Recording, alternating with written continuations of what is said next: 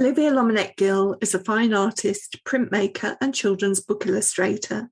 She describes herself as an untaught artist and accidental illustrator. With a background in theatre design, her book illustration conveys a feeling for theatre, capturing the drama in plot, setting, gesture, and expression. She's illustrated 2 books for Michael Morpurgo, a collection of poems titled Where My Wellies Take Me, and Muck and Magic, a story about sculptor and printmaker Elizabeth Frink. She's also illustrated J.K. Rowling's Fantastic Beasts and Where to Find Them. Olivia's latest project is the illustration of Jesse Burton's Medusa. This retelling for young adults imagines the story from Medusa's point of view, a teenager subjected to the will of jealous, solipsistic gods. She must choose between the destiny that's written in the stars or rewriting the future and becoming the author of her own destiny. Olivia joined me from her home in Brittany, and I was interested to find out more about her background. I think since my school days, I'd been weirdly serious about, first of all, drawing, the habit of carrying a small sketchbook around, and any opportunity of being at a bus stop or in a music practice, using that time to observe and draw. And I think the idea of that observation has stayed with me till today. So even that comes into the book very much. You've got the characters that are in the story, which I felt very much obliged to go and find real life models for. And I'm just not very good at making things up out of my head. I was very lucky as well to have parents who let me do non-recommended subjects like art. And my mother, who was a professional musician, she was always encouraging. And then by the time I got to university age, I'd already done quite a bit of serious drawing. I'd done a lot of volunteer work for theatre companies. All my school holidays were spent sleeping on people's floors in London, trying to work for different companies. Spent a few years after my degree, working in theatre, which was fantastic, but increasingly found myself retreating into a studio space. Well, we're going to talk in a moment a little bit more about some of the detail in the illustration, but I feel I need to know a little bit more about you as a printmaker too, because you then went on to, it's etching that you do, isn't it?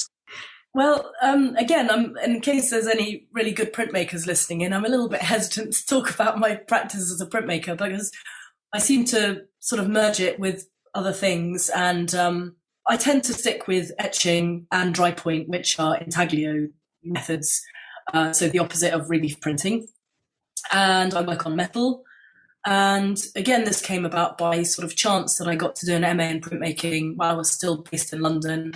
This was because, again, from my teenage years, I had a fascination with printmaking, and I'm not quite sure why, but the lithographs of Daumier and the etchings of Goya, I always just felt fascinated by them. And I found out sort of latterly that I had a great-aunt or a great-great-aunt who was a fantastic printmaker. She spent her whole life working as an artist, and I've now got all her etching plates, which are just fantastic. But they're just seeing the draftsmanship that she was capable of.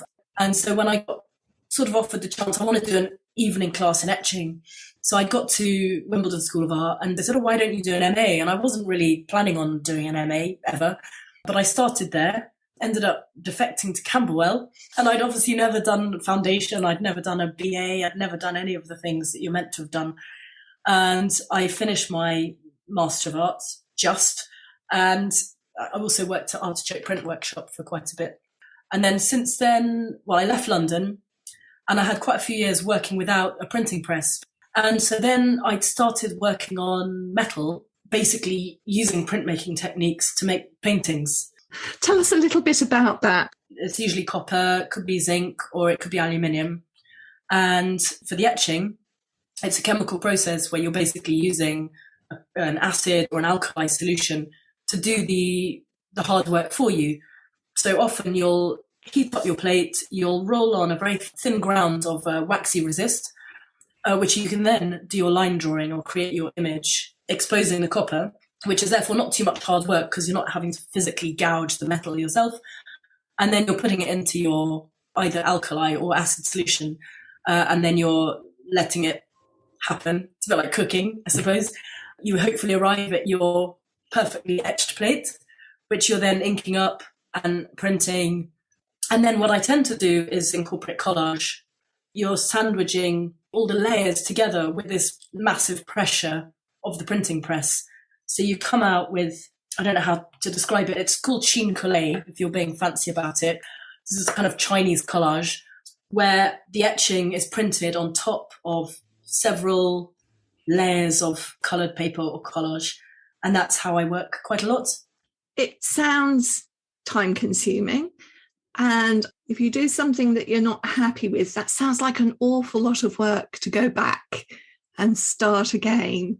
It is, although you can't ever start again because the plate's too expensive. So you've got to make work what you've done. And I suppose what I like about it is that the constraints open up all sorts of possibilities that you might never have encountered or thought of otherwise.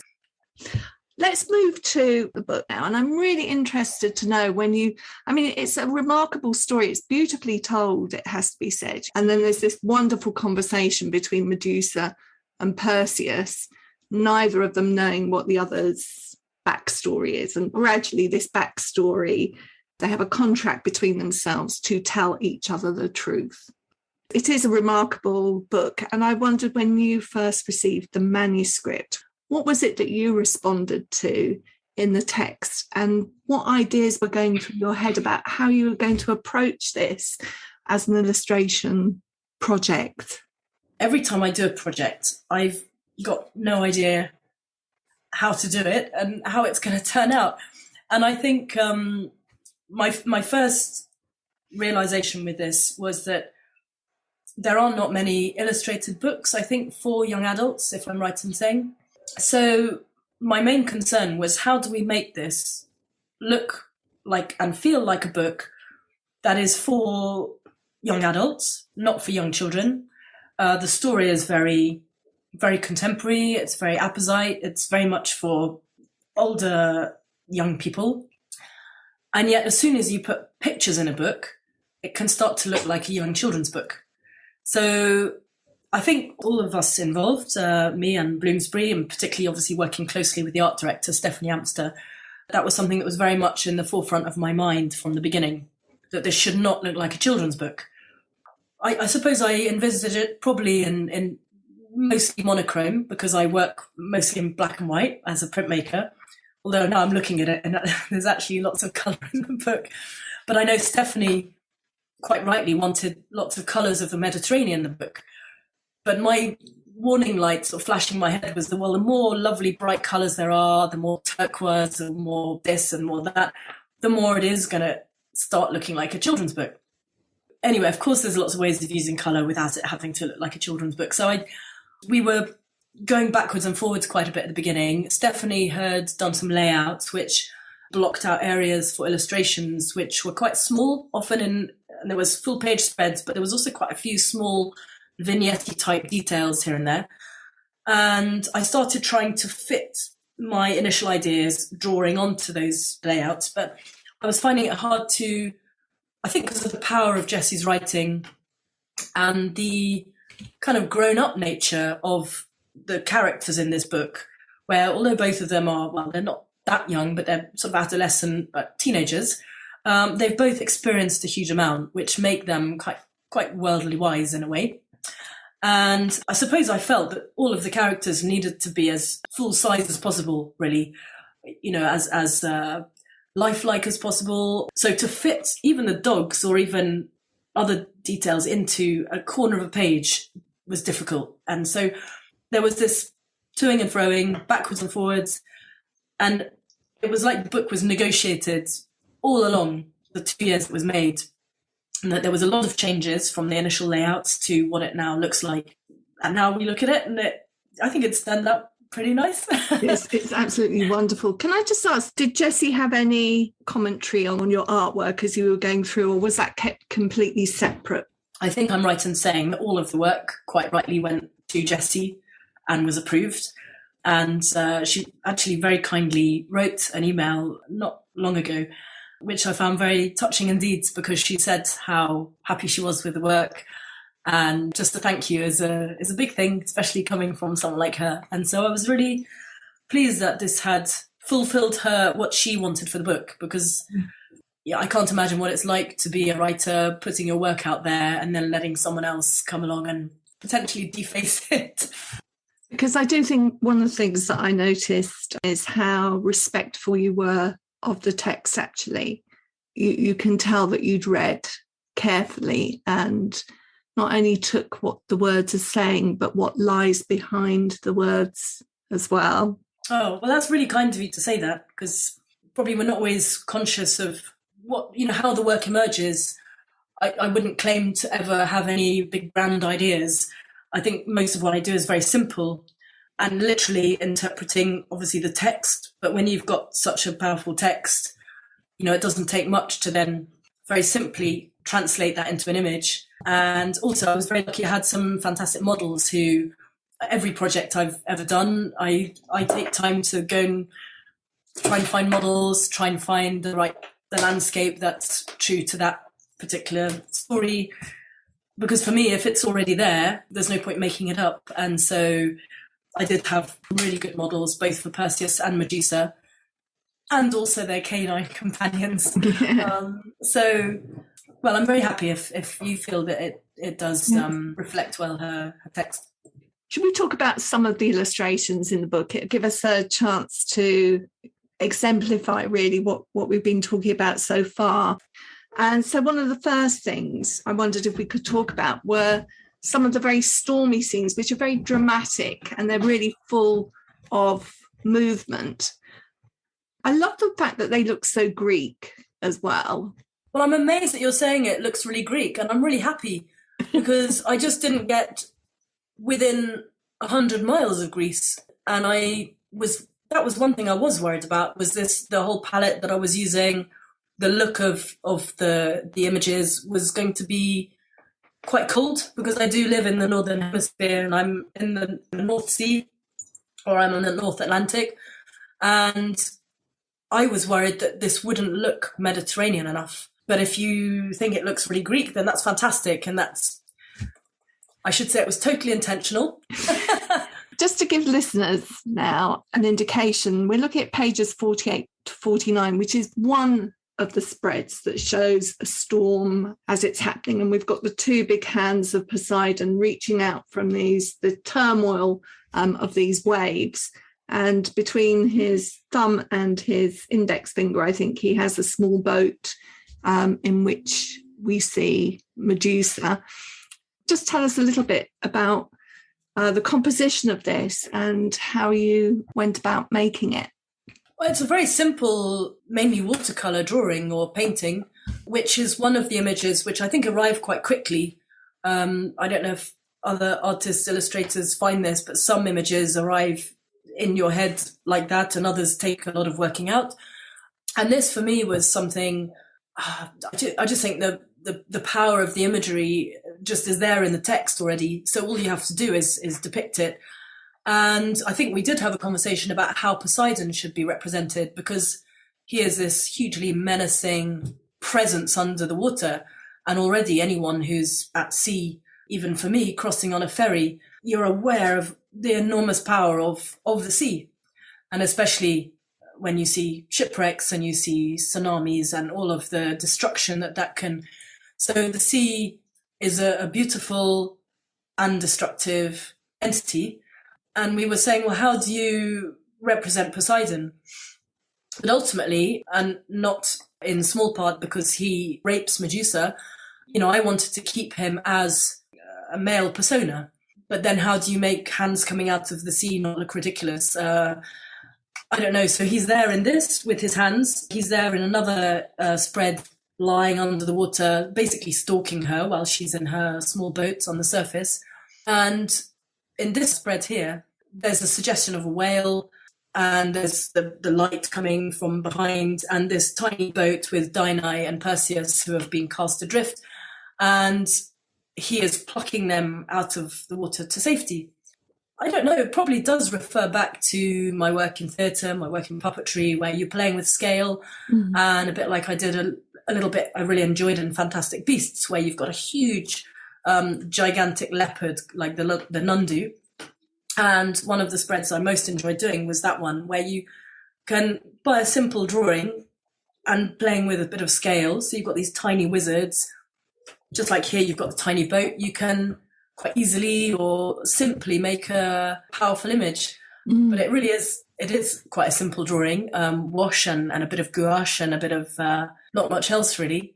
But it's quite operatic. I feel this, there's Jesse's writing for me is theatrical and somehow operatic. I don't know why I say that, but and this is where even on a not big page, you can make a dramatic statement with a simple drawing.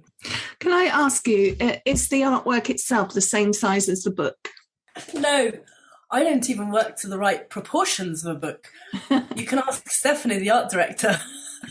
In fact, yes, all the art directors I've ever worked with would say the same thing. I have a bit of a block when it comes to crop marks, but no, I tend to work always quite a lot bigger than the size of the page. Why do I do that? Most of the images for Medusa are probably A2, some or even A1 size.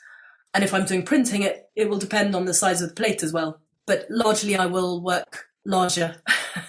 It's interesting. I mean, I don't want to put words into your head, but for me, bigger means that you've got more movement. Whereas a smaller thing, your movement's much more constricted. And I just wondered whether that was part of it, that kinesthetic sense of, because there's so much movement in this picture. No, I think you're completely right. I hadn't even thought of that. But yes, obviously, the larger surface you've got to work on, the more freedom you have to have that expression, that drama. And for those ones, it's very, but for the ones that, like you're talking about, the storm scenes, of which there's 2, that is very important. And I think, yes, it would be quite hard to achieve that on a much smaller scale. So these have been shrunk. But again, if you're working a lot larger, you've got to consider what's going to happen when it gets shrunk down to the final size. Yeah. You were right to correct me. Obviously, it's not Medusa in this boat, but it sort of mirrors her experience when she has to plead with Poseidon for her life, basically, in another part of the story. I did want to talk about you. You said that the book hasn't got much colour, but actually it does. And another colour that is very strong throughout is red. And it obviously comes at moments of great drama. I'm looking at this page here, which is about octopus. Medusa in this story is a keen fisherwoman. Her sisters go out during the day. They bring back an octopus for her to eat. But this is such a dramatic spread. It's on top of the text here. It's not devoted entirely to the picture. And we've got this net with these very red octopuses kind of dripping down the page. Tell us a little bit about what was going on here and why you decided you wanted to visualise the octopus as well. I don't know. I suppose I was researching early on imagery and trying to get a feel of the landscape and the environment. Also, I'm very interested in different species of animals and fish, and I knew that the sea was a very important, well, it's almost like a character in the book, as well as being the kind of environment and the landscape. So right from the beginning, I think I was looking at different species, and I came across an image of the way octopuses are hung up to dry, which I found extremely, it's got a violence to it, I find. And they're very anatomical, or I'm not quite sure what the word is, but because this is obviously for young adults, you're steering a fine line between, what you can show and what you can't show. And even in an adult book, there would be those same sort of limits, I suppose. So for me, this was a very simple way, well, a metaphor really for the rape of Medusa. Really. That's certainly what comes across. And also the echoes. I mean, yes, because the red is used for an image later on, which follows the rape of Medusa. It was the drama that lends. I mean, red is a colour that I use quite a lot. I think it's one of the only colours I feel able to use. So often there's a sort of black, white, red in my work. But yeah, that was something that came along as a maybe slightly random idea, but I felt straight away was going to be suitable for this and serve on different levels visually. Can I just ask you, one of the things that you seem to do quite a bit is to put words into your images as well. So that one that we've just had a look at, we've got the Greek for octopus in with that image, and there are other pages. I'm going to go to the one of Perseus. I wanted to pick up one of the images that has, the portrait, the head and shoulders, because it contrasts so strongly with the drama in the stormy scenes. Well, the image of Perseus, when he is being turned to stone, there is obviously this hugely dramatic moment, but the drama is actually somebody becoming mute and immobilized, in fact. So there is the opposite, like you're saying, to the storm scenes where it's all movement. Well, this is all stillness as he is gradually transformed to a statue. So this was a really nice opportunity to study a wonderful model who came to sit for me, and he has very intense eyes, and the problem was actually doing the drawing without making each other laugh because you're staring into each other's eyes like that. But there's a description in Jesse's writing how his mouth turns into an O shape, but again, I didn't want it to be a caricature or comedy either. So there's a slight opening of the mouth. I think the portrait was indirectly influenced by that beautiful sculpture of the charioteer, where his eyes are inlaid. I'm trying to think what the main sculpture is made of, but his eyes certainly have got that inlay. And I think that was maybe the quality that I was trying to get at here. And so, in fact, it remains a very simple drawing, charcoal on brown paper, with the eyes slightly highlighted, but not much else. Whereas the background, from the beginning, I envisaged him against the background of Greco-Roman script, which I pulled out from the writing. So you've got Jesse's words there, slightly abstracted, slightly distorted. So you can read it if you want, but it's actually part of a decorative device, really. The other thing that I see in this picture are marks where it looks like somebody's counting off the days, like you would expect to see on a prison wall. Is that like Medusa? She's been on this island for a long time. Yeah, in fact, it's really nice because you're sort of seeing all these things, which I think were there in my head when I was making the work. And definitely that was one of the ideas. There's one where there's a drawing of her cave where there's a little suggestion also of that marking off of days, which if you were stuck on an island is probably what you would do. I'm thinking of people who are being held hostage or who are in confinement or in prison. And although she's not exactly in prison, she's certainly in isolation. And I think the whole time that I was working on this, pretty much we had the coronavirus, which arrived, and a lot of people were marking off days. I think maybe that's also what was in my head. But the use of writing, I don't know why. I'm interested in words and I'm interested in languages. So the idea of having words as part of the drawing is something that I just like. But here there was a discussion around whether this was actual text that had to be read and therefore had to be lifted off to be translated for the different foreign editions, or whether it is purely a decorative element of the artwork. I think we ended up deciding that it is purely a decorative element, but I think no matter what language you speak, it's always interesting to try and read other languages. So I love visual qualities of writing and text. And this was an idea, just playing a little bit with some of that amazing classical lettering you get, engraved into stone. I did want to ask you about one more illustration. It's the one that's being used on the cover of the proof, and it's of the constellation in the sky of Perseus, and he is holding the head of Medusa. Tell us a little bit about, that illustration, which isn't a direct part of the story, and yet it allows us to think about the story in a different way, I think. I'm fascinated with stars, like lots of people, and I don't think I live in the right place to see the Perseus constellation, but I've looked up the different constellations, and knowing that there is the Perseus constellation and finding that this also consists, the mini constellation is the Medusa's head, well, the Gorgon's head, I couldn't help include that. And I think when she's standing on the headland there, she's this young, well, teenage girl.